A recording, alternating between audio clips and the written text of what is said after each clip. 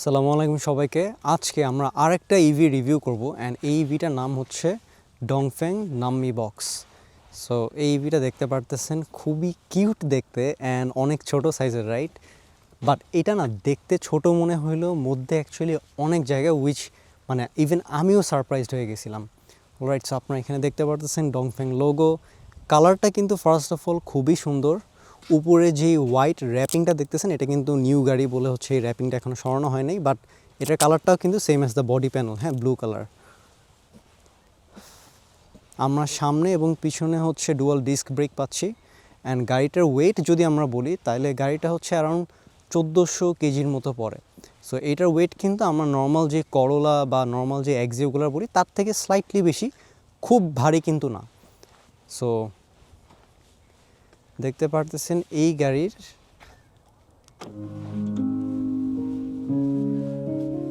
আমি জানি না কেন এখানে একটা লিটারালি মিউজিক প্লে হয় গাড়ি লক করলে, অ্যান্ড দেন কাছে আসলে এটা খুলে যায়।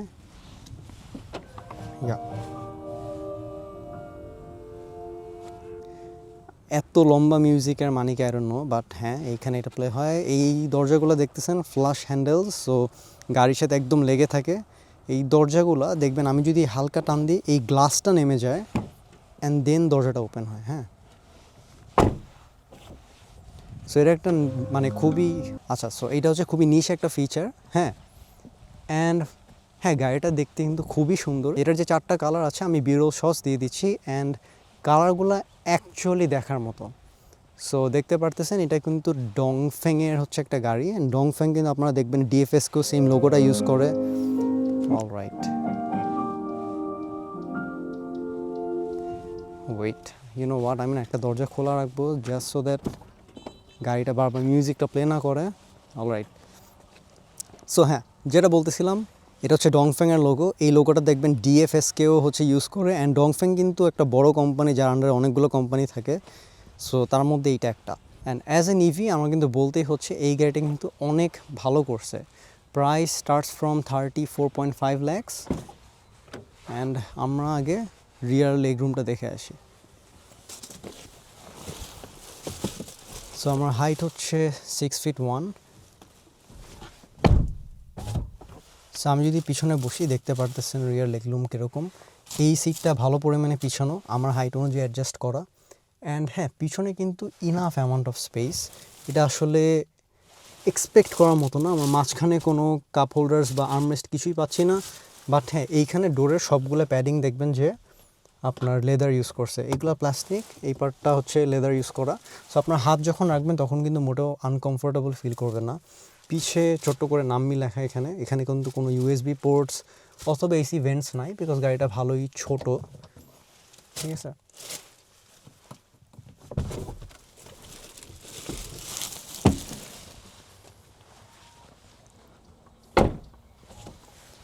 এই গাড়িটা যদি বলি কিসের সাথে কম্পেয়ার করা যায় তাহলে কিন্তু টয়োটা ইয়ারিসের সাথে অনেকটা কম্পেয়ার হয়। হ্যাঁ, অ্যান্ড আপনার এটা নিউ পাচ্ছেন 34.5 lakhs টাকায় with 5 years of warranty, and almost এই 8 বছরের হচ্ছে আপনার ব্যাটারি অ্যান্ড মোটর ওয়ারেন্টি থাকে। 160 or 170,000 কিলোমিটার। আমি ভিডিও ডেসক্রিপশনে দিয়ে রাখবো সব ডিটেইলস। পিছনে যদি আমরা আসি, একটা নর্মাল ট্রাঙ্ক, কোনো পাওয়ার অটোমেটেড কিছু না। অ্যান্ড আপনারা দেখতে পাচ্ছেন পিছনে কতখানি জায়গা পাচ্ছেন। হ্যাঁ, খুব বেশি না অ্যাজ ইউজুয়াল, বিকজ এটা একটা খুবই কম্প্যাক্ট একটা হ্যাচব্যাক, দ্যাটস ওয়াই।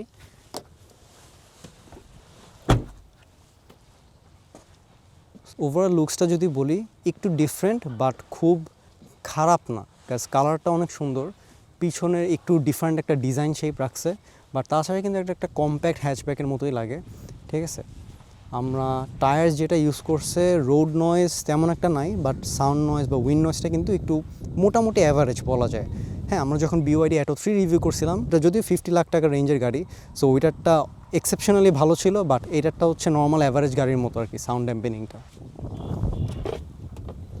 এটা হচ্ছে আপনাদের চার্জিং পোর্ট, এখানে পেয়ে যাবেন।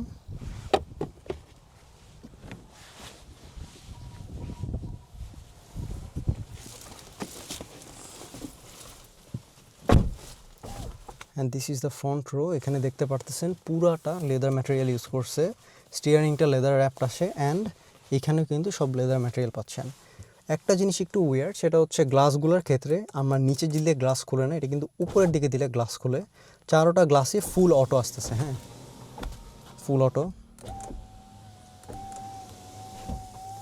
দেন আমরা এখানে একটা প্লেয়ার পাচ্ছি, Android auto and Apple CarPlay support করে, ওয়্যারলেসলি না বাট ওয়্যার হচ্ছে আর কি সাপোর্ট করে। দেন আমরা এখানে ভ্যানিটি মিরর পাচ্ছি দুইটাতেই, বাট কি আছে, yup vanity mirror with lights. আচ্ছা, স্টিয়ারিংয়ের কথা যদি বলি, স্টিয়ারিংটা অ্যাডজাস্টেবল বাট বোথ ওয়ে না, জাস্ট উপরে নিচে করা যায়। অ্যান্ড এই গাড়িতে কিন্তু দেখতেছেন কোনো স্টার্ট বাটন নাই, সো আমরা যদি জাস্ট ব্রেকে প্রেস করি তাইলে কিন্তু গাড়ি স্টার্ট হয়ে যায়। হ্যাঁ, এইখানে একটা জিনিস দেখতে পারবেন যে গিয়ার লিভারটা কিন্তু রাইট সাইডে, সো এটা নিচে দিলে হচ্ছে আপনার ড্রাইভে যাবে, দেন উপরে দিলে রিভার্স, আর এই বাটনটা প্রেস করলে হচ্ছে পার্কে থাকে। বাকি সব কিছু অলমোস্ট 90% অফ দ্য জিনিস হচ্ছে আপনার এই ডিসপ্লে থেকে চেঞ্জ করা লাগে, যেটা আমার একটু অ্যানোয়িং লাগে। হ্যাঁ, সো আমরা যদি এসিতে যাই, হ্যাঁ এসিটা অন হয়েছে। এখন আমরা যদি কিছু ভেহিকেল সেটিংসে আসি তাহলে আপনারা দেখতে পারবেন যে এখানে আমরা ড্রাইভিং মোড পাচ্ছি, দেন হচ্ছে রিজেনারেটিভ ব্রেকিং আমরা কত স্ট্রং চাই সেটা করতে পারতেছি, এবং 3টা আপনার ড্রাইভার সিটের জন্য আর কি মেমোরি সিটস পাচ্ছি, মেবি 4টাও করা যায়। হ্যাঁ, দেন আমরা লাইটিংটা এখান থেকে চেঞ্জ করতে হয় গাড়ির, আই নো ইটস মানে কাইন্ড অফ অ্যাবসার্ড, বাট অটোতে দিয়ে রাখলে তখন আসলে আপনার লাইট নিয়ে চিন্তা করা লাগবে না। তারপরে আমরা এখানে সব গাড়ির যত ফিচার্স আছে, যেমন হচ্ছে ওই পার্কিং সেন্সরের যে পিপ পিপ নয়েজগুলো আপনারা চাইলে অন করতে পারেন, চাইলে সেগুলো অফও করে রাখতে পারেন। সো এটা খুবই ভালো একটা জিনিস এই গাড়িতে, এত কম প্রাইসে একটা খুবই ইউজফুল একটা ফিচার, সেটা হচ্ছে ব্রেক হোল্ড যেটা। সো সেটা এই গাড়িতে আছে, ব্রেক হোল্ডটা আমরা ইজিলি অন করে দিতে পারি, সেটা মেবি এখান থেকে এই যে অটো হোল্ড, সেটা অন করে দিলে নর্মালি যেখানে হয় যে টয়োটা বা অন্য গাড়িগুলোতে জাস্ট ব্রেক করে যদি গাড়ি একদম থেমে যায় তখন ব্রেক হোল্ড হয়ে থাকে, বাট এটার ক্ষেত্রে দেখবেন যে আমি ব্রেক ছাড়লে গাড়ি নড়তেছে, রাইট? বাট নর্মালি ব্রেক করলে কিন্তু এটা থামবে না। আমি যদি ব্রেক প্রেস করে ফুল অলমোস্ট লাইক 70 to 90% প্রেস করি তখন গাড়িটা দাঁড়ায় থাকবে। তারপর আমরা এখানে ড্রাইভিং অ্যাসিস্ট্যান্সের যতগুলো জিনিস আছে, যে কলিশন অ্যাসিস্ট, ইমার্জেন্সি ব্রেক, এই সবগুলো জিনিস থাকে।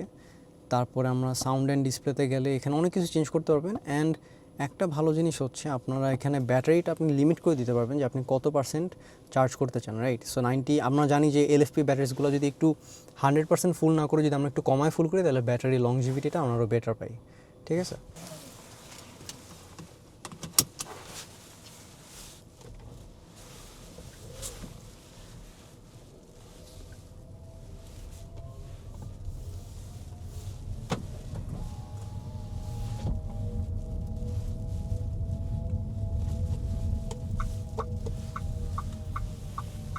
আচ্ছা, সো প্রথম জিনিস যেটা গাড়িতে উঠেই আপনারা ফিল করবেন সেটা হচ্ছে ইন্ডিকেটরটা কিন্তু লেফট সাইডে।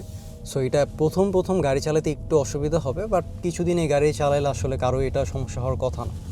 হ্যাঁ, সো গাড়ির ভিজিবিলিটির দিক থেকে যদি আসি, গাড়িটার কিন্তু গ্লাসগুলো অনেক ওপেন, অ্যান্ড ইন্টেরিয়রটা যেহেতু হোয়াইট এই কারণে কিন্তু দেখতে পারতেছেন যে ভিজিবিলিটি নিয়ে কোনো সমস্যাই নাই, সব দিক থেকেই ক্লিয়ারলি একদম দেখা যায়। সো এই গাড়ির রেঞ্জটা হচ্ছে 430 কিলোমিটার্স। হ্যাঁ, সো আমরা যদি বিওয়াইডির এক্সটেন্ডেড ভার্সনটাও বলি দ্যাটস 420 কিলোমিটার, বাট এটা কিন্তু আমরা 430 কিলোমিটার্স অফ রেঞ্জ পাচ্ছি অন ফুল চার্জ, ঠিক আছে? এই গাড়ির সব থেকে ভালো ফিচার যেটা আমার লাগছে সেটা হচ্ছে গাড়ির সাসপেনশনটা। আই ওয়াজ ভেরি সারপ্রাইজ যে এত কম প্রাইসে এত ভালো টিউন করে একটা সাসপেনশন সেট আপ কীভাবে দিছে এই গাড়িকে, মানে কোনো বাম্পস ফিল করা যায় না, এবং হ্যান্ডলিংয়ে কিন্তু গাড়ি দুলে না, লাইক বডি রোলটা একদমই তেমন একটা নোটিসেবল না। সো এই গাড়ি যদি ডেইলি লাইফে কেউ ইউজ করতে চান, ভাই এটার প্রাইসটা হচ্ছে 34.5 লাখ, রাইট? 33.5। আচ্ছা, সো অফারে হচ্ছে এখন 33.5 লাখ চলতেছে, এরপরে হয়তো দামটা আবার ইনক্রিজ করতে পারে।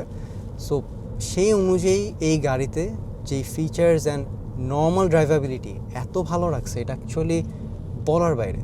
হ্যাঁ হ্যাঁ, আমরা জানি ইভিতে তেমন কোনো মেনটেন্যান্স পার্টস থাকে না, কোনো মেনটেন্যান্সের কিছু নাই, অ্যান্ড ভাইয়াদের হচ্ছে ওয়ারেন্টি হচ্ছে 8 বছরের, রাইট?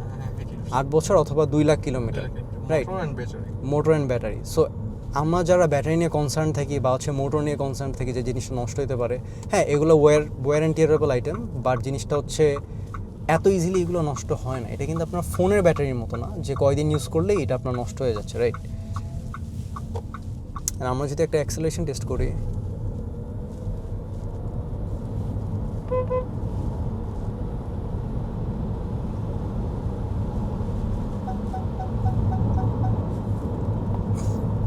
সো হ্যাঁ, একটা জিনিস খেয়াল করবেন যে হাই স্পিড যে এটি ক্রস করার পরে সাউন্ড উইন্ড নয়েজটা একটু বেড়ে যায়, স্বাভাবিক। যেটা আমি বললাম যে অবভিয়াসলি এটা বিওয়াইডির মতো হবে না, because BYD BYD Atto 3 was the first car যেটা আমার চ্যানেলে রিভিউ করছি ইভি হিসাবে। সো হ্যাঁ, ওইটার ড্যাম্পেনিং অনেক ভালো, এটার বাজেট রেঞ্জও around 50, more than 50, right? So এই জন্য কিন্তু ওইটার সাথে কম্পেয়ার করলে it will be a bit difficult. But যেহেতু এই গাড়িগুলোর ইভিগুলোর ইঞ্জিন নাই, এই জন্য উইন্ড নয়েজটা একটু নোটিসেবল, এই জন্য আর কি এটা নিয়ে বলা। অ্যান্ড পাওয়ারের কথা যদি বলি, এই গাড়ির পাওয়ার আউটপুট হচ্ছে অ্যারাউন্ড 97 হর্স পাওয়ার, আর টর্ক হচ্ছে অ্যারাউন্ড 118 ফুট পাউন্ডস। হ্যাঁ, so normal day to day লাইফে this is a very comfortable গাড়ি, কেউ পাওয়ার ল্যাক মনে হবে না, যথেষ্ট পাওয়ার আছে। অ্যান্ড এটার যে কিলোওয়াটটা, সেই কিলোওয়াটটা এরকম একটা রেঞ্জে রাখছে, যে কারণে কিন্তু এই গাড়িটা এখনই আপনারা 1500 সিসির ইয়েতে আপনারা রেজিস্টার করতে পারতেছেন। সো এটাতে কিন্তু আপনার ওই অ্যানুয়াল ট্যাক্স যেটা, সেটা কিন্তু বেশি আসতেছে না, ওয়ারাজ অন্য ইভিগুলোর কিন্তু আপনার ট্যাক্সটা নিয়ে একটু সমস্যা হয়ে যায়। হ্যাঁ, সো হ্যাঁ, we just had a wheel spin, so পাওয়ারের দিক থেকে কোনো কমতি মনে হবে না আপনাদের কারো। রেগুলার লাইফের জন্য এই গাড়িটা এত কমফোর্টেবল।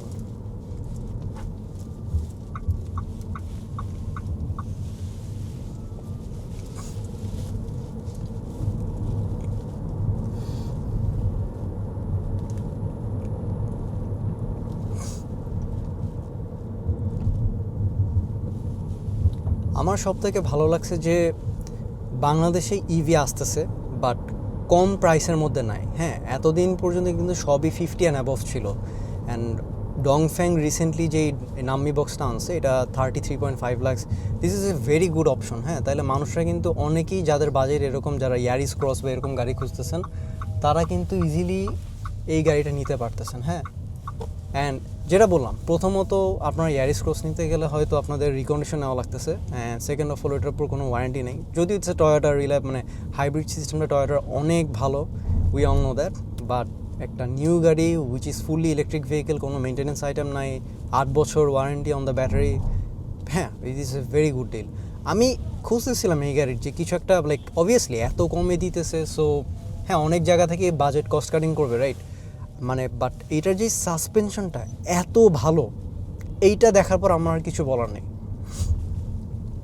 অ্যাকচুয়ালি বলার বাইরে। হ্যাঁ, অনেক বেশি ফিচার হচ্ছে আপনার এই ইয়েতে দিয়ে দিয়েছে, কী বলে, এই ইনফোটেইনমেন্ট সিস্টেমটাতে। বাট সেটা কিন্তু ইস্যু ক্রিয়েট করে না যখন আপনারা সব কিছু অটো বা আপনারা ইয়ে করে নিচ্ছেন। একবার সেট আপ করে নিতে পারলে কিন্তু তখন আপনাদের এটার খুব একটা ইনকনভিনিয়েন্ট মনে হবে না।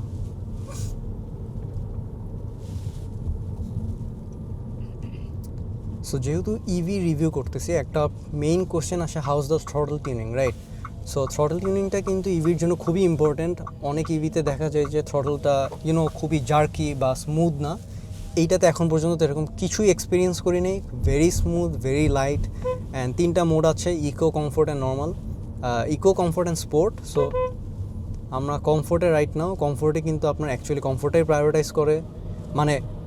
গাড়িটা এমনভাবে টিউন করছে যে আপনার যদি একটা খারাপ ড্রাইভারকেও দেন, সে যতই খারাপভাবে গাড়ি চালাক, স্টিল আপনার মনে হবে গাড়ি এত ভালো চলতেছে গাড়ি। হ্যাঁ, আই নো আমি অনেক স্মুথ চালাইতে পারি, দেন আপনার অনেক ফুল এফিশিয়েন্টলি চালাইতে পারি।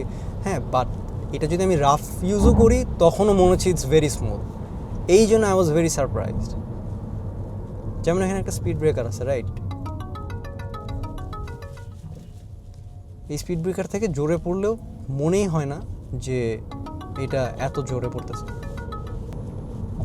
স্টিয়ারিংটা অনেকের কাছে কোশ্চেন আসবে যে এরকম নর্মালি তো আমরা ডি শেপ স্টিয়ারিং দেখি, বাট এখানে উপরেও ফ্ল্যাট, নিচেও ফ্ল্যাট। সো এটা কীরকম, কোনো আনকমফোর্টেবল লাগতেছে কিনা?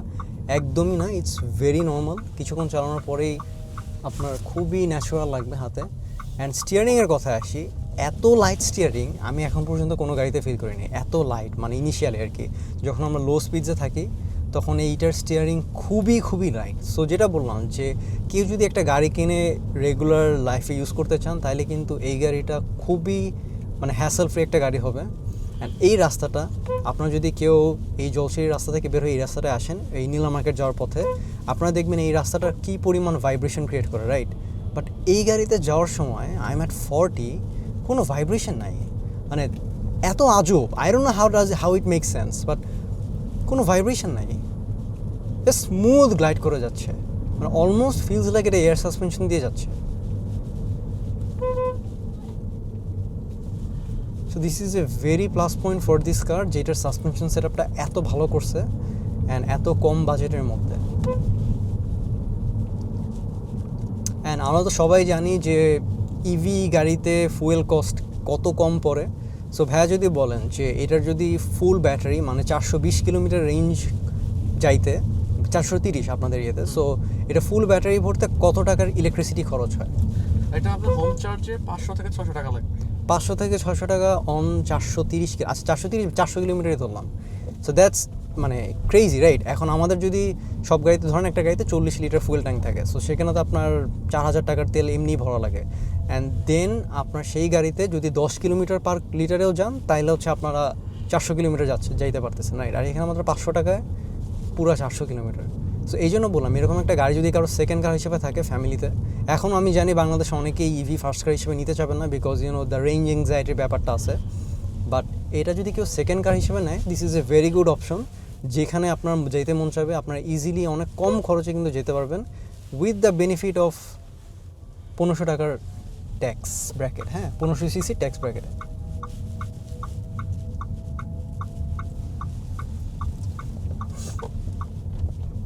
অ্যান্ড হ্যাঁ, আপনারা যদি কেউ লং ড্রাইভেও যেতে চান, তাহলে কিন্তু এই গাড়িতে ক্রুজ কন্ট্রোল আছে, অ্যাডাপটিভ ক্রুজ কন্ট্রোল আছে এত কমে, অ্যান্ড ইট ওয়ার্কস গ্রেট। আমি কিছুক্ষণ ইউজ করলাম, হ্যাঁ সামনের গাড়ি থেকে স্লো করতে পারে, নিজের লেনে রাখতে পারে, সব কিছুই খুবই সিমলেসলি কাজ করতেছে।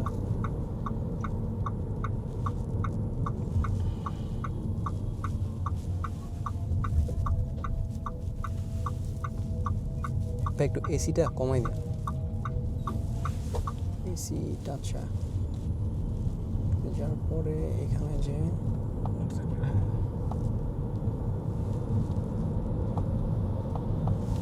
আচ্ছা চলো চলো।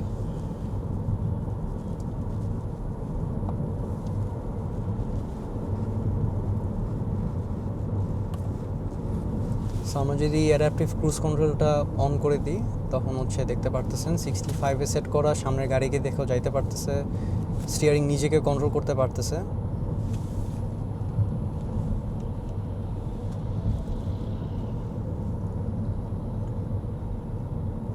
স্যার আপনারা যখন লং জার্নিতে কিন্তু ক্রুজ কন্ট্রোলটা অনেক কাজে দেয়, বিকজ আপনারা রিল্যাক্স করে বসতে পারবেন, রাইট? সো আপাতত এটা অফ করে দিই, বিকজ সামনের গাড়ি একটু বেশি স্লো যাচ্ছে।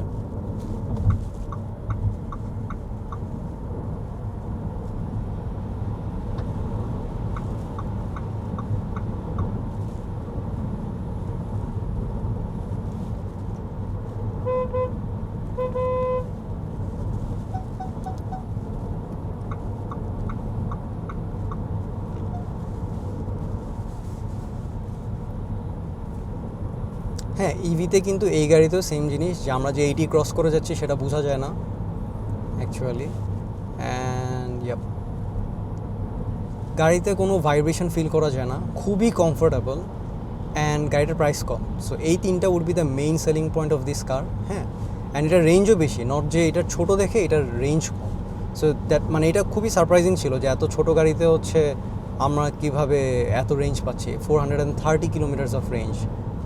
মানে আপনারা এখান থেকে যদি চিটাগং কক্সবাজার যান, তাহলে এর মাঝখানে হচ্ছে একটা ডিসি ফাস্ট চার্জারের ইয়েতে থেমে চার্জ করে দেন, আবার যাইতে পারবেন উইদিন 20 মিনিটস।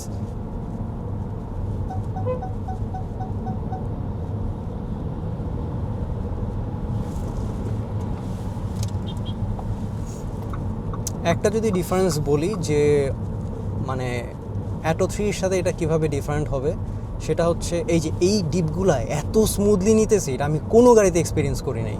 মানে এটা বলার বাইরে, এত কম প্রাইসের একটা গাড়ি কীভাবে এত স্মুথলি জিনিসটা হ্যান্ডেল করতেছে, রাইট?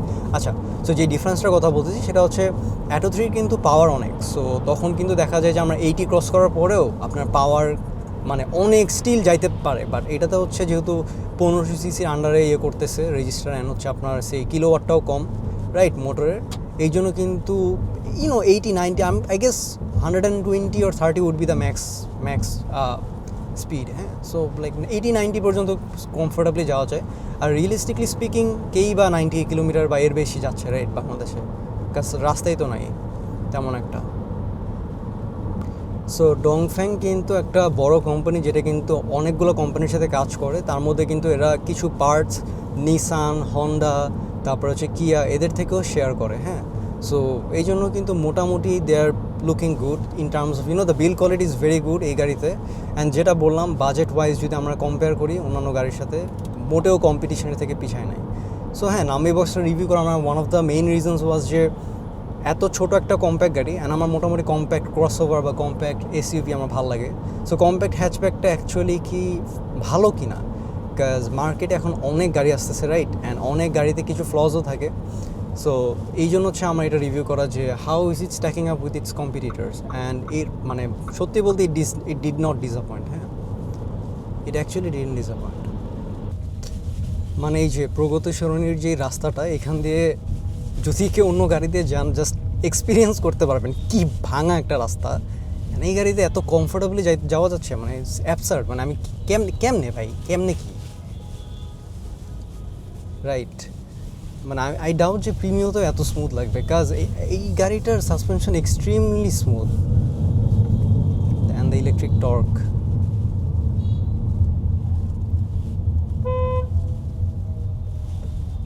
ড্রাইভার সিটটা কিন্তু আপনার পাওয়ার অ্যাডজাস্টেড আছে, অ্যান্ড আমি 6'1" হওয়ার পরেও কিন্তু আমার ইনাফ অ্যামাউন্ট অফ অ্যাডজাস্টমেন্ট পেয়েছি যে প্রপারলি সিটটা সামনে পিছে করে নেওয়ার।